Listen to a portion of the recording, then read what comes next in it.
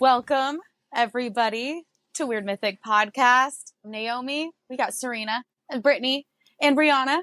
Hello. That is Shockingly Wicked. Thanks for joining, guys. Absolutely. We were very excited when you mentioned the possibility of us collaborating. So we're like, absolutely.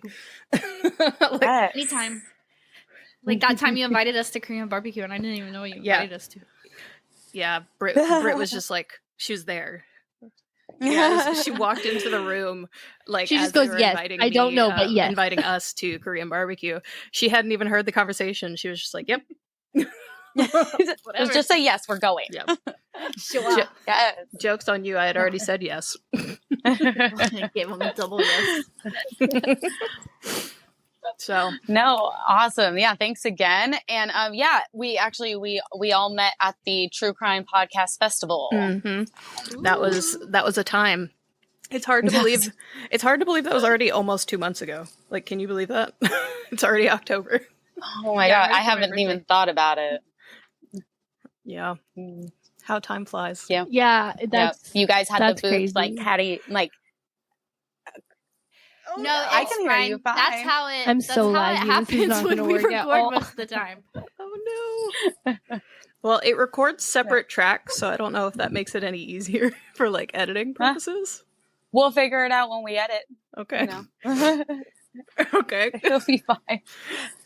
Yeah, it does that to me normally on my desktop computer, but it seems to be working fine on this one. Bree, I think it's your desktop computer. Yeah, which makes absolutely no goddamn sense, but here we are. Anyway. But yeah, you guys had the booth. It wasn't directly across from us, but it was across and to the side. Yes. So you were one of the first people that I know Serena was like, let's just talk to all of our neighbors. Mm-hmm. Yeah, because we were trying to figure out if we should socialize or not, because we didn't really know what the rules were, if we had to stay at our table or what. So we were just kind of twiddling our thumbs, and then you guys came over and started talking to us. So we really appreciate that. Especially because we didn't have a chance to actually meet anybody at the mixer the night before. Yeah, they sent out an email before. The lag.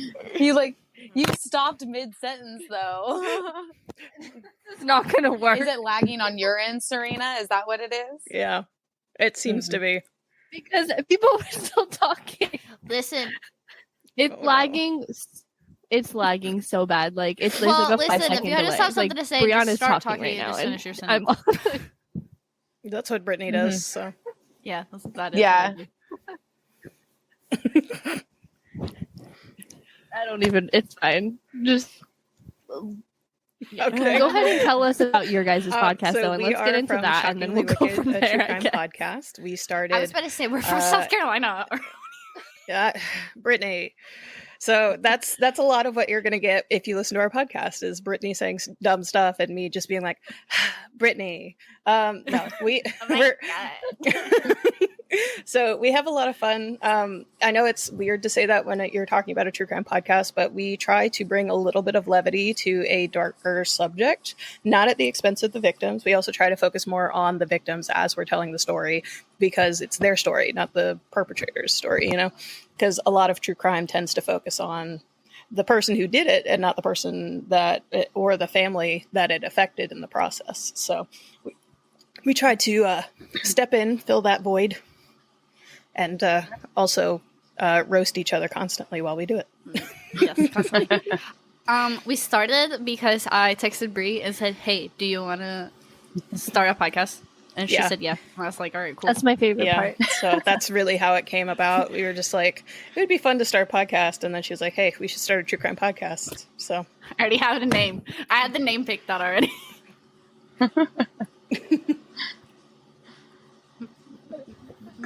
I know Serena and I had a couple. We went through at least one or two names before we came up with ours. Do you want to say what they are, Serena? I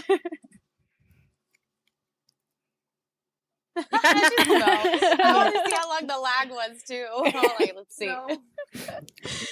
No, they were one really of them bad. was Weirdaholics, I think, and we just did not go forward with that one, obviously. Understandable. Understandable.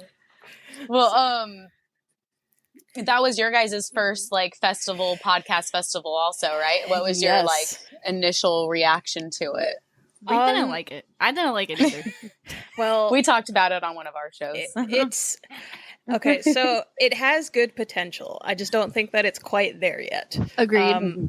So I did fill out the survey or whatever that they sent out after the fact, and I was just like, here are some things that sucked. Here are ways to improve it. So I hope they actually like take it to heart. I know it was like an anonymous survey or whatever, but you know, not anymore. Well, I doubt anybody's listening to us. It's fine. We're the little people. They didn't pay attention to the little people. That was a major criticism that we had. So awesome. Well, so we all got kind of different stories for this episode. Yes. I know we kind of wanted to do like some ghost stories or some urban legends, but I want to listen to what you guys have for us today. So I actually did an urban legend as well that also kind of has a true crime element because there are like 3 potential origins for this folklore that stem from true crime cases. So I figured that would be a good mix for this episode, right? Yeah, so, no, I like it. Have you guys ever heard of the Bunnyman Bridge by any chance? I have. Okay, so you're at least a little bit familiar with it. I heard about it a couple years ago. I moved to Virginia in 2011, but before that I had never heard of it. And so I've never been, but the Bunnyman Bridge is in Clifton, Virginia. So that's like closer to like Northern Virginia than it is to here. But the Bunnyman Bridge itself is actually like a 1-lane tunnel that goes beneath a railroad overpass thing. And it's situated in the woods between Manassas and Fairfax stations. And this legend in particular has been around since the 1970s. So there have been like very different iterations throughout. He's reportedly been seen, you know, in Virginia, of course, but also in Maryland and DC. So he's, you know, just hopping around everywhere, I guess. So the basis of the folklore itself, like of the Bunnyman, is that he's like appears as a person in a white bunny suit with an axe that he uses to either threaten children, vandalize property, or commit murder. So I mean, I also threaten children a wide range of an axe too. In a bunny suit. That's Easter for you. I am the bunny man, actually. Plot twist. Good to know. You heard it here first. You heard it first. Solved. Yes. So that's just like a wide array of activities that he gets up to. So there were a couple different versions of the story. So I just wrote down like a quick summary of like 4 different versions that I found. So the first one is that at midnight on Halloween, if you say the Bunnyman's name 3 times, a man in a white bunny suit will appear, slash your throat, and then dangle your body from the bridge. So maybe don't do that. Then version 2 is that the Bunnyman is the ghost of an escaped mental patient who haunts the railroad bridge, intent on avenging the murders of his wife and daughter who were murdered nearby the bridge. In his life, he lived in the woods and would eat rabbits, wearing their skins and hanging their mutilated bodies from the trees. And then one Halloween, he was taunted by some town children, so he killed and mutilated them before hanging their bodies from the trees too. So that's another origin. I can't say I blame him. Yeah. You know, like, fuck them kids. Fuck them kids. Version 3 was very similar to version 2, except that he was dressed in like an actual bunny suit. And he ran around throwing axes, chainsaws, or hatchets at the cars of young couples that were by the bridge at night. I'm guessing that it was kind of like a lover's lane situation. I don't know. There wasn't a whole lot of information on that one. I just thought it was hilarious, the image of a dude in a bunny suit throwing a chainsaw. No. And then, like, the very last one that I have written down is probably the most well-known version, because it was a version that was posted back in, like, 1999 on the internet, back when the internet, like, first started. So It's a story that was posted on a site called Castle of Spirits in 1999 by Timothy C. Forbes, called The Clifton Bunny Man, and his version claims that in 1904, an inmate named Douglas J. Griffin escaped from an asylum alongside with another inmate while being transferred to Lorton Prison, and he murdered this other inmate and then eventually became the Bunny Man. I don't know how that progresses necessarily, but nothing about axes or him owning a bunny suit. No, just like he eventually became the Bunny Man. It's like, okay, but I want to know I want to know his Batman story. Like, we know that Batman fell into the cave full of bats. His parents were murdered. Like, we have all the pieces. What was the escalation? Exactly. But this one I think was more believable because it had like a bunch of specific facts to it, but none of the details are actually true. Like, if you go and like look up like the names of these people and the dates and the places, none of it's actually true.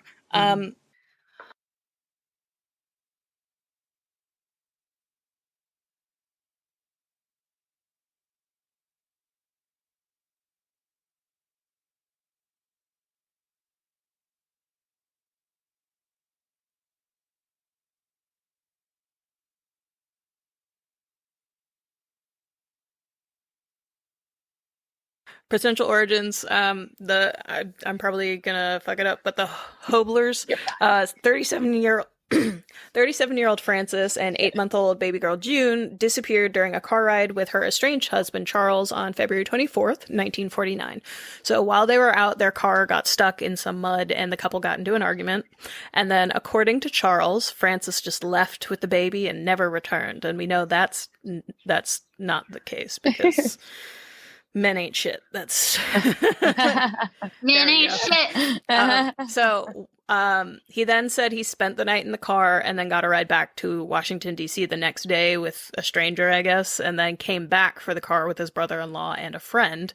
And it wasn't until after they did all that and realized that Frances and June were still not back, quote unquote, that they decided that they were going to notify police.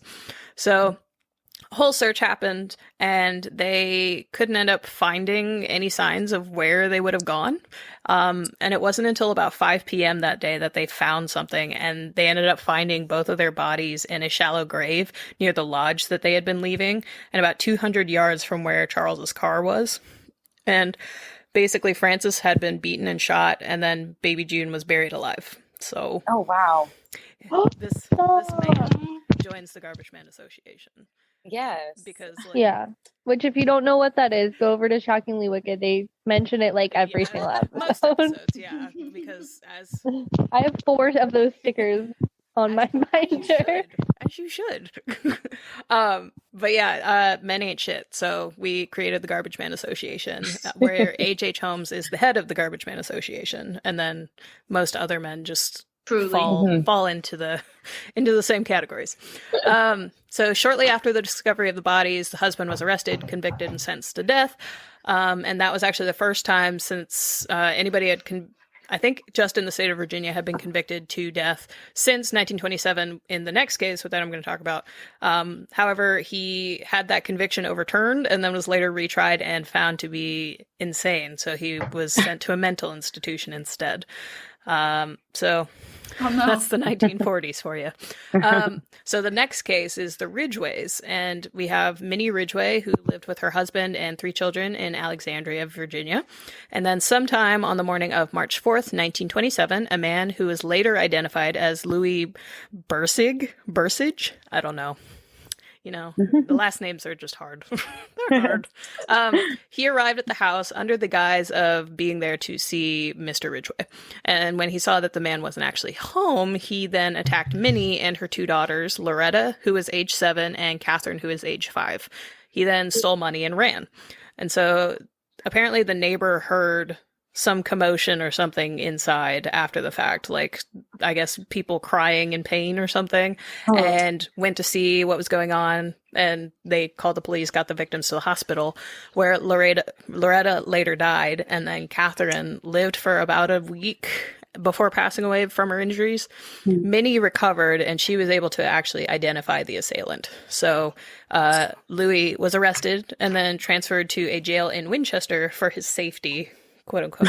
And then they executed him 3 months later. So, I mean, yeah. I don't know how, like, why would you move him for a safety if he's going to be executed in 3 months? I guess that's what I don't get. But. And then it's like when death row inmates are like dying from a heart attack and they try to revive them. I'm like, that's they're just dying because they're legally obligated to do that. So I guess they probably are also legally obligated to do this. And then our final like potential origin is the story of Eva Roy. So Peter Roy was a Danish immigrant and a widower who moved to Fairfax, Virginia from Minnesota in 1912. He had purchased 2 parcels of land that totaled 180 acres, and that is a lot of land. Why does anybody need that much? I don't understand. Commune. Well, that's all I could think of. I mean, a commune, that would make more sense because, like, he was a farmer, and I know that farmers need a lot of land, but 180 acres is a lot of land. So that's what was he farming? I don't know. You know. No, it didn't say. It just said that he became a prosperous farmer, and that he had some cows, but I don't imagine that some cows, but that's like a lot of land for some cows. And it was described as a small herd of cows, but I don't know exactly like what he did. So like, I don't know. He was a prosperous farmer and he had some cows. So I mean, cows make the farmer. So he lived there with his eldest daughter Caroline and her husband William, and then his younger daughter Eva. So on August 4th, 1918, Eva, age 14, left home around 9 a.m. to go tend to the cows, and then she never returned home. So her father searched for her starting later that evening when he realized that she hadn't come back, and he started to recruit the neighbors. But it wasn't until about 24 hours later that her body was found tied to a tree in the woods near... I don't know. They said the old Hance house, and I don't know if that's like a specific landmark or something. I didn't look into it. Sorry. But she had her apron strings tied tight around her throat. So somebody strangled her. The coroner confirmed that she had been brutally assaulted before she was murdered, because of course. And then a coroner's jury was appointed, and they concluded that a person named Lou Hall, who was a 33-year-old woodcutter who lived about half a mile from the scene of the crime and was allegedly seen in the woods around the time she disappeared, was the perpetrator. And like a couple of other suspects came up in the process, like an escaped inmate named Ben Rubin, who had been serving for 3 years for housebreaking, and then was arrested in Washington, D.C. in September 19th for assaulting a little girl. And he initially confessed to the murders on the way to the stations, but the police were not convinced that he had actually done it. So they ended up taking him to the scene of the crime to see if he could walk them through, what happened. And he could not identify anything. So he was later okay, yeah, I didn't do it. And then Lou Hall was later tried and found not guilty. So Ava's murderer was never actually found. But those are a couple of potential origins for this folklore, which I think the only one that really even made sense with the versions of the Bunnyman that I found would be the first one, because there's that one guy, the ghost of the mental patient, who's trying to avenge the murder of his wife and daughter. But yeah, I like that the Douglas Griffin guy. Yeah, I think was one of the first ones you mentioned too. Yeah, so it's just there are just so many different versions out there. I'd be intrigued to see if there is any. I guess I should probably go and find. I'm sure there's a Reddit thread or something talking about the Bunnyman and see people who have actually experienced these things instead of just articles about it, so I can see their firsthand accounts. But my favorite thing I just noticed, this is so off topic, is that Bree and Naomi put their last names in their name, and it's just me and Serena. I'm gonna say that. I was literally I'm like, if we're not the same goddamn people. It's true though. Well, I think we established that at the festival too. We did. Yeah. Our dynamic is very, very much the same. Where Naomi and I are the same, and then you. Yes. It's so true though. I was thinking that the whole time. I was like, what was that? You would notice that. Yeah. While I'm I was gonna say something. Anyway, that's all I got for you. So if you have any information on the Bunnyman, feel free to contribute, because Please call us at. Yeah. Yes, that's the people you call when you see a man in a bunny suit throwing axes and chainsaws. It's absolutely the people you call, because you don't call me. No. I ain't going out. So the only, like, pretty much what I know about the Bunny Man is just the origin stories that you just talked about, obviously. But I want to say that there is also like a cryptid out there that's like a Bunny Man also. But this one that you were talking about was real interesting, just for the fact that there's so many different origin stories, but they all have that axe in common. Yes. So I just think it's so. Why the bunny outfit? Like, right? I don't know. Like, of all things. You have Gacy, who's out there as a clown, but he wasn't really attacking people as a clown. You know, this is an actual dude dressing up as a bunny coming after you, which is pretty freaking scary. You know what? I bet that there's a horror movie out there like about the Bunny Man, and that's actually where it came from, and it's not an actual thing. Like the Candyman. Candyman's a good movie, though. I haven't seen it yet, but it is on my list, and it is seen them all. It is spooky season, so. Well, thank you, Brianna. That was awesome. Absolutely. What did you bring for us today, Brittany? Yeah, Brittany. A dead dog. Oh, you're so sad. You would. Okay, I'm gonna go home. You guys have fun with this one. I'm just kidding. It's the ghost hound of Goshen Hill. Ghost hound of Goshen Hills. I am very intrigued. Yeah. Yes. Okay, it's one of South Carolina's oldest recorded supernatural occurrences that originated in the 1840s, and the ghost is as old as Grayman or even Platt Eyes or Haints. I don't know about all them. I don't really look at them. I think I've heard of the Grayman, at least. Mm-hmm. I think I have too, but I was gonna do either this ghost hound or the lizard man, and I want the lizard man to know that me and him are one. One. I love the lizard man. Yep, we are one. I don't know why. I love him. All right. I hope he continues to do what he is doing forever. Okay, well, now I feel like we need to have a part 2 of this so you can talk about him. I'm not kidding. My man, the lizard man. Okay, this story involves the ghost of a hound that chases people, cars, and anything it encounters on a 5-mile section of Old Buckham Road as it runs through parts of Union County in South Carolina, which is like 10 miles from my house. Not to edit that part out. We don't want anybody following Brittany home. I feel like we've that's already happened once. It's fine though, because she talks about being like where she lives almost all the time. So I'm like, that's where I live. For a stalker at this point. I am. I really think I will have made it if I have a stalker. So I'm not gonna like tell anybody. You're not gonna encourage it, but you're also not gonna say no. I'll be like, I'm so famous. I already have the haters down. I need a stalker.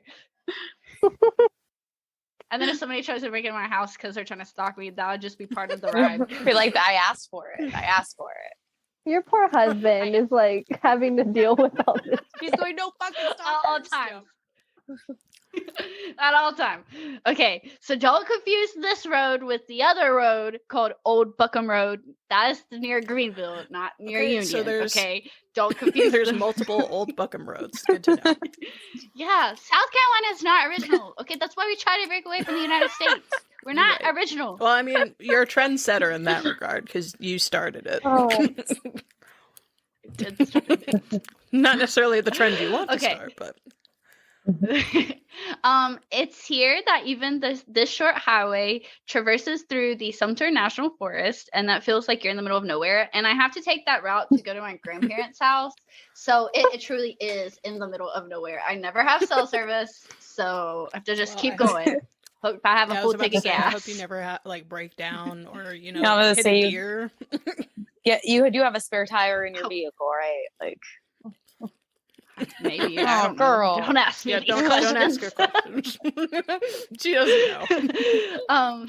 I don't. That's Chris's job. Solely as the man, he is able to provide, and that means a spare tire. Whether I have it or he has to go get it, that's his responsibility.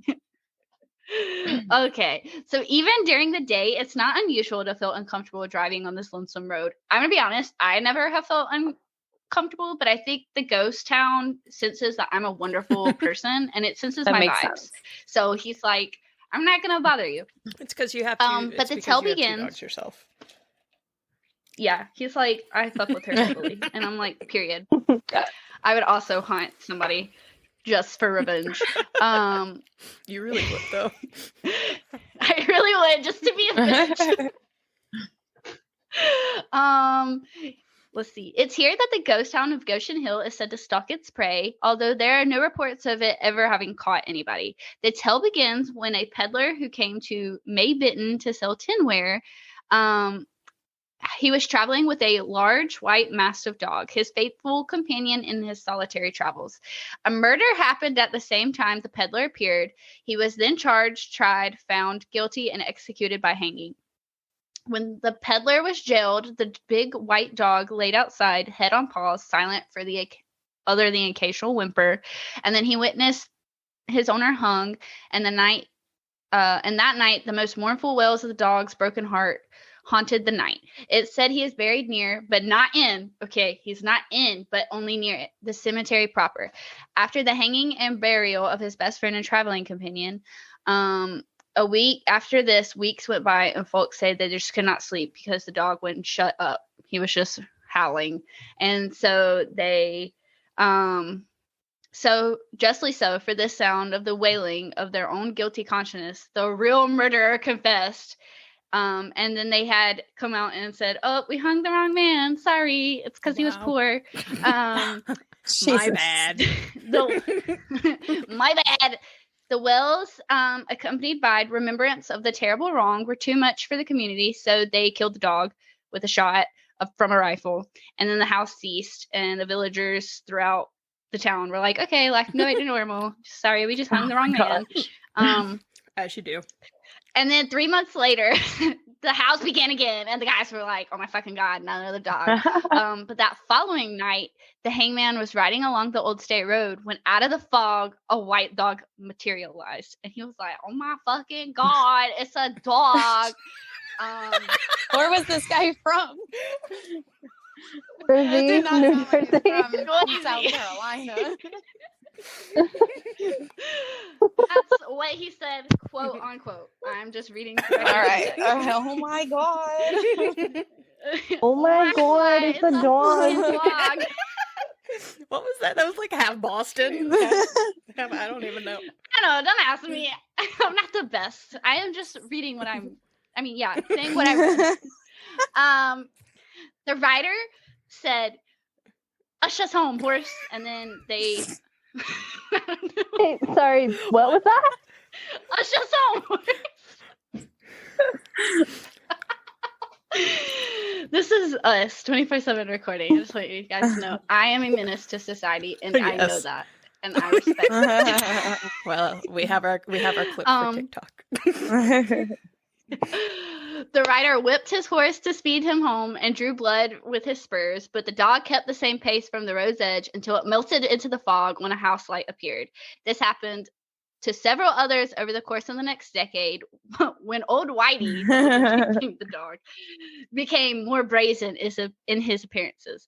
Dr. James Confield of Goshen Hill encountered the ghost dog coming home from seeing a patient on a foggy late night. The doctor swore that the dog went under and around his terrified horse's feet, and his whip passed through the dog's body. The dog then leaped onto the horse and rode with Dr. Confield at times behind him and sometimes in front. The doctor reported that the dog's eyes burned like fire coals, and his ragged muscle bore what was described as a hideous grin. I think that's very rude. Like he's trying to smile at you. Yeah, he was like, "What's that?" The ordeal ended when the lights of the doctor's house appeared out of the gloom. The ghost hound of Goshen is described as a decently sized dog with white fur. It is said that the beast holds a grudge against the local townsfolk who killed his innocent master and haunts the stretch of the road that is known as the Sumter National Forest. The apparition only appears on foggy nights. The place is always along a stretch of the Old State Road leading from May Benton community of Newberry County into Goshen Hill community of Union. Even in the sunny summer, this lonesome, heavily forested, and uninhabited stretch has a haunted aurora. Have you ever heard of the ghost hound of Goshen? What's that? Ever encountered any creepy vibes or even the ghost of the hound himself as you travel the desolate road through the Sumter National Forest? Let us know in the comments below. Yeah, just say, oh my god, it's a dog. Oh my god, it's a dog. Oh my god. It's a white dog. You need to get that on a t-shirt or It's a something. dog. It's trademark. None of you listeners steal it. It's trademark. I did it. Oh shit. Wow. So, and you have not seen this ghost dog, right? No, he senses my wonderful vibes. He says, she's chill. I'll let her go. And I'm like, thanks. I don't want to hear it. I don't know if I would say chill. I'm not chill. But he knows I'm cool. Gotcha. He knows that I'm pretty Yeah. funny. It's definitely the sense of humor. Oh man. That's what gets me through life. these days. Yes. Oh my god, it's a dog. Well, that was fascinating. Nice. I love it. All right. I have Thank not heard of that ghost dog before. Thank neither. you. The only ghost dog I know is the That was Hound fun. of the Baskervilles, and that's fictional. So Oh man. All right. Well, I also have like an urban legend. So, and I have some like ghost stories from the same area, but I think I'll just do the urban legend for this one. So, I of course was totally lost because whenever it's like, well, let's just choose something like a ghost story or something haunted or an urban legend or this, I'm like, no, I don't know what to choose. yes. So I found a really cool story that came out of Death Valley, and it was called The Queen of Death Valley. You guys ever heard of anything like that? I'm not, but I'm intrigued. No. Okay. Nor I haven't heard of it. Nar. Nar. haven't. Okay. So Nar. Leonard. now it's like a pirate. Clear. Leonard. Nar. All right. So, Okay, go ahead. The Queen of Death Valley. So this was about 1,000 years ago, and this is a story from, and if I mispronounce anything, someone enlighten me, let me know Okay. how to pronounce No, it don't. correctly. Don't worry, they always Please do. do. I Serena's do. brother. Okay. I try Well, to do let that me for know. Brittany, so I'll try to do it for you if I recognize So, anything. This is from the Timbisha Shoshone Indians, and they lived in Death Valley. And this was obviously well before the gold rush, way before settlers came into the area. And thank you. Yes, the colonizers. Yes. So the tribe described the way that Death Valley used to look in their legend is more of like a lush, fertile area. It's not just the desert and uninhabitable, but it was like, it's still definitely a desert during that time, but there was a lot more plants and areas around that was easier to inhabit. So the Timbisha tribe was ruled by a queen. And at this time, she was actually kind of in competition with the Aztecs. So she was very much like, I have just as many people and I want to have just as big of area and like buildings and temples like they do. So she wanted to have everybody start building her a giant palace, or pretty much it was mainly like a giant mansion. So she practically enslaved her own tribespeople and made them build this giant mansion for her. They didn't, of course, like try to go against her at all, because you can't go against the queen, and they respected her and they're going to do whatever they can to help her. But she got so out of control that she not only enslaved all the tribes people, but she put her own family and even her own daughter to work to build this. And they were working pretty much 24/7 to get this thing built for the queen. As her daughter should. She needs to learn responsibility. I can agree with some of that. However, at one point, the queen did, in some of the articles that I read, legit use the word flogged her. So she... Oh, never mind. That's so rude. I'm like, Yikes. just saying. So the daughter wasn't working as fast as the queen wanted her to work one day and started to hit and beat her daughter. Sadly, the daughter actually died from... I retract my previous statements. Just got to say that. Unfortunately, the daughter did pass away from that beating. But as she was passing away and as her mom was beating her, she was cursing her mom and cursing the land. Like, this isn't going to work out for you. Yeah. This is some bullshit. I'm cursing everything. I mean, I get it. I would do the She same. I agree with her. Like, what the fuck? It's like, I thought we were chill. Like, Mom, Hello? work as fast as I can. So She really took the saying, "I brought you into this world, I'll take you right back out." Oh, She took it very literally, yeah. So after this, the tribes people were like, okay, this is obviously getting way too out of hand. And a lot of people ended up leaving and abandoning the queen. They did not finish this mansion, this giant palace that the queen wanted them to build. And she eventually died in that building that was undone, alone, no one around. So the story goes that there isn't like one place in Death Valley, not one place in specific where this thing was built.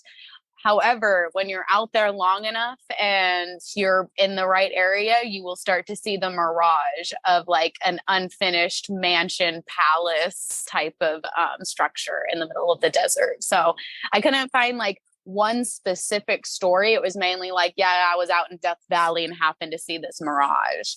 So it was really interesting to read up on, though. Yeah. Urban legend. I mean, I would like to see a palace in the middle of nowhere, except I do think that would also be slightly terrifying. Just a little. Just a little bit. But yeah, so that's the Queen of Death Valley. So yeah. Yeah, and if anybody has anything on the Bunny Man or the Ghost Dog, please send us some information to weirdmythicpodcast@gmail.com. And of course, where to send stuff to you guys. So you can contact us pretty much at all of our social media. So we are on Instagram and Facebook at Shockingly Wicked Podcast. And then we are also on Twitter at Wicked Podcast 1. And then TikTok is just Shockingly Wicked. But you can send us like case suggestions or anything along those lines at our email address, which is at shockinglywickedpodcast@gmail.com. And then we also have a contact form on our website, which is shockinglywicked.com, where you will find all of those links as well. All right.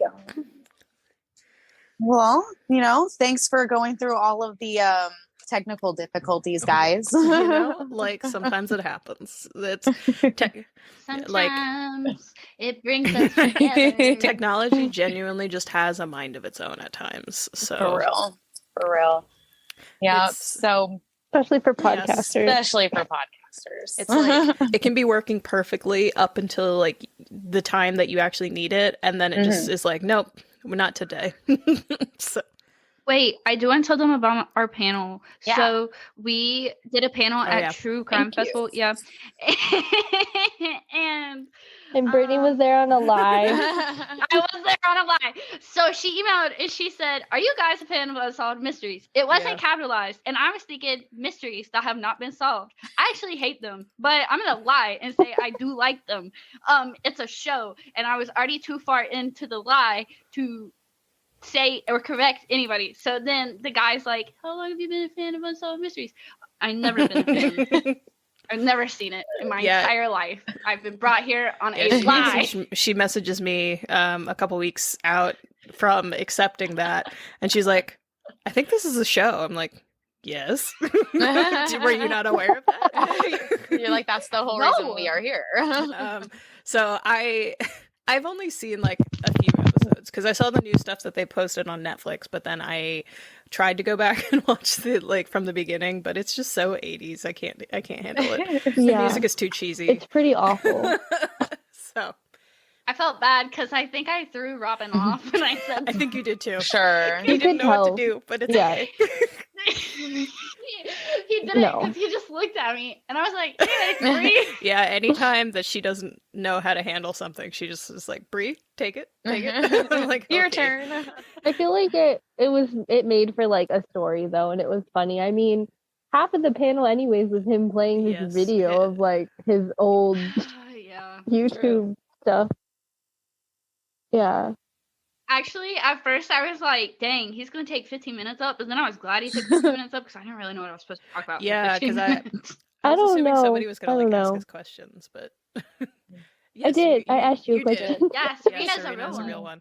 I was like, no one's asking him anything. This is fucking weird. Like, people obviously Robin's been doing it for a very long time, so it makes sense that people would be more familiar with him and ask him more questions, but he has a huge following too. Yeah. So it makes sense that they were asking him questions, but it was also just kind of like, we're here too. I would have been okay if nobody asked me a question. Actually, I got up there and didn't want to be up there anymore. I was ready to Why does that always happen to you? I don't know, but I got there and I was like, ooh, I don't know. I am the introvert. She's the extrovert. So like it makes no sense. But for whatever reason, like I'm fine on stage. It's probably because I did theater briefly. So it's like right. I learned to get over that to an extent. We also Are you guys gonna go? Go ahead. What? Voice lagging. Hello, Serena. Yes. Hello. Oh, now I can hear you guys. I was gonna say, are you guys gonna go to that retreat thing that they're doing in South? Is it South Carolina? I expressed some interest, but they have yet to mention if there's a cost to it. So. Oh, there's gonna be a huge cost. Sure. Like. Did you? I mean, even the prices for tickets next year for the same event is gone up like double. Yeah, it's like $159. Not doing. We got our tickets for like $80. Well, the hotel itself is just really expensive, so we're definitely not going next year. And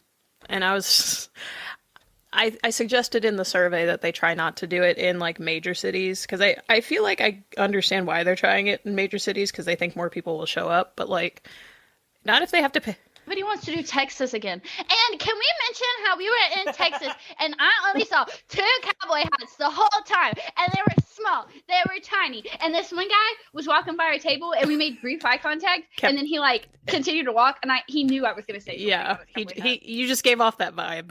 The other one was it the one that was at the festival? That was the one that was at the festival. So, like the really tall guy. Okay. The other one was In and Out. In and Out, right? Yeah, we were leaving. Because remember Britt sent a group chat and was like, I saw another one in the bio. At the In and Out, so we saw it as we were leaving.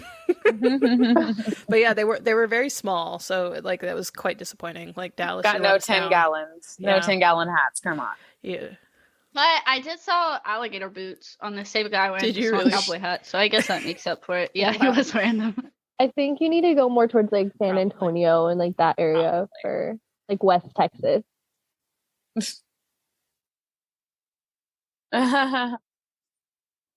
Nugget, go get your cowboy hat on. Britt wants to see it. But he's like, what are you talking about?